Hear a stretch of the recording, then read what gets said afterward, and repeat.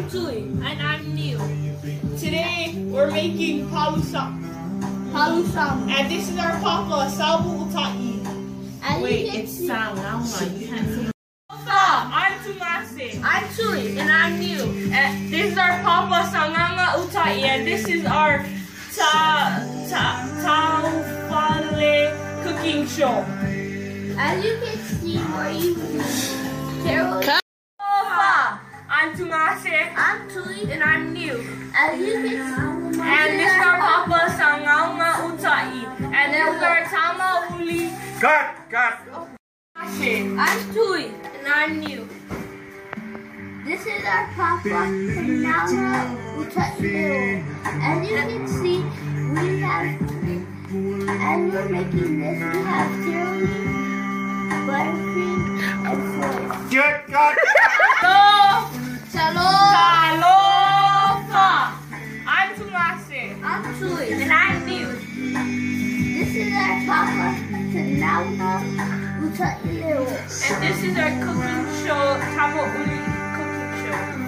As you can see, we're using tiramisu, coconut, cream, and foil. What? To make this, you have to put this in the oven for 4 hours and make sure that it's at 360. And then after about 2 hours, halfway through, you change it to 350 degrees. Cut! Aloha! I'm Tumase. I'm Tui. And I'm Neil. This is our papa, Sagauga. And this is our cooking show, TAMAuliz cooking show. We are making Palusami today, and the way that you make it is you take taro leaves and you stack them up how much you want. You take coconut cream and you put it, as my papa is doing, put it inside, cup it up, make sure it's like a cup, put it in, wrap it, put it together.